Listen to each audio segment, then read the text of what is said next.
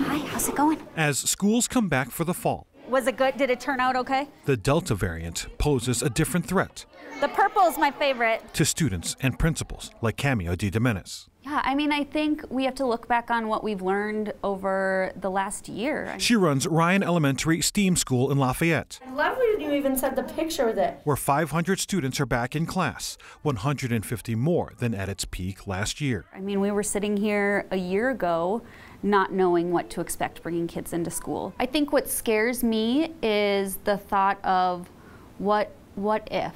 What if the Delta variant poses more problems than before? What if COVID hits really close to home? Ready? Watch this. 1 year later, DiDomenis believes they are 1 year smarter. And I think we learned the things that we could ease up on a little bit more to make it more manageable on everybody. We feel very confident going into this school year. Stephanie Farron is the Director of Health Services for the Boulder Valley School District.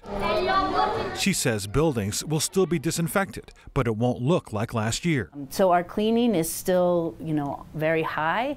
It's not to the extent that we had last year where we were wiping everything down between every single student. The bathrooms don't have to be cleaned, and checked once an hour.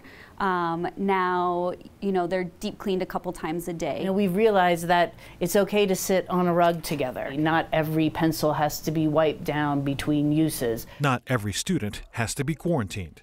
That's the new practice if someone does get COVID, even with the Delta variant. And developed a plan with our local public health departments to really give us an opportunity, since all of our students are masked, to keep kids in school as much as possible. And so our quarantining is very minimal right now. They have assigned seats in the lunchroom. Let's find your number. So 11, you're right here. And keep track of close contacts in the classroom at the elementary level where kids cannot get the vaccine.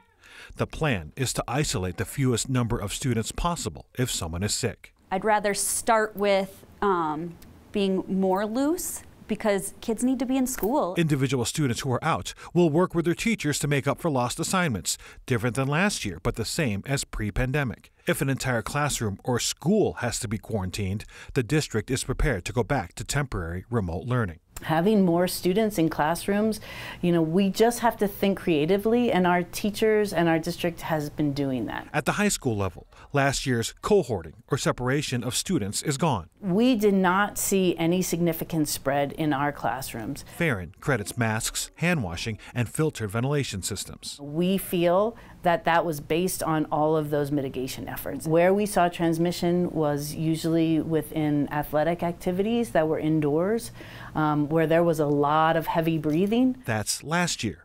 But this year, doctors say the Delta variant is more contagious and can have a greater impact on kids. I worry every single day. Are we doing enough? DiDomenis believes that what they're doing now is still effective against any form of COVID, and the school can quickly pivot to tighter restrictions if COVID cases go up. We don't know a lot about the Delta variant yet, but we can't live in fear every day. We won't know unless we try it. And as we go along, if we see significant differences because of the Delta variant, then we'll readjust with them. We'll learn as we go along. The learning never stops to be ready if things get worse once again. Yes, we're doing a little less, but now we know what we need to do if we need to tighten things up a little bit. In Lafayette, Nelson Garcia, 9 News.